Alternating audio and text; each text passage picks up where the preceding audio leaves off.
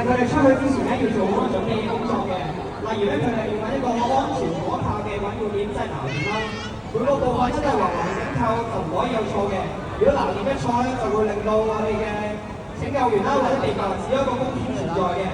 佢哋嘅架設啊、操作啊，都係透過平日嘅訓練咧去做得到嘅。所以咧，我哋真係要有非常好嘅溝通同埋協調啦。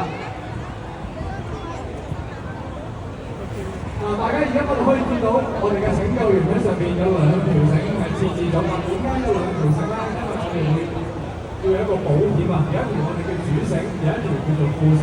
佢嘅作用就係當一條繩失效嘅時候，仲有另外一條繩做一個保險，就可以確保到我哋嘅工作人員。好，大家睇嗰邊，拯救員已經慢慢喺牆嗰邊落去救呢位喺外牆工作嘅工人啦。大家可以見到嗰位非常彷徨無助嘅工人，喺我哋嘅拯救員到達咗去現場之後，佢都表現得非常之冷靜，係非常之安心嘅，佢而家表現得。咁我哋嘅拯救人員亦都係將繩啦綁咗喺我哋嘅內救人士身上邊，然之後我哋就會將佢帶離現場啦。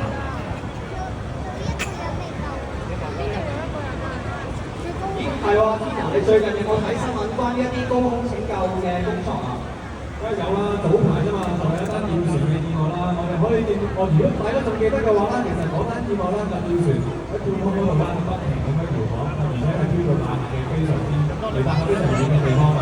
咁最後啦，都係靠我哋消防人員咧去一陣間出嚟睇下見唔見到？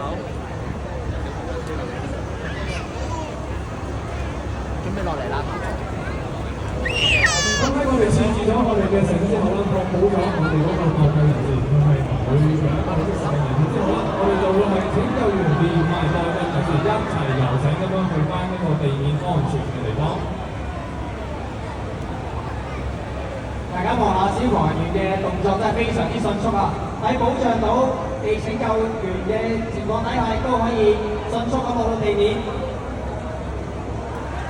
台上1分鐘，台下10年功。雖然我哋嘅消防人員好似好輕鬆咁樣去完成呢個拯救，但係佢哋其實經過無數個小時嘅訓練，先至可以咁迅速咁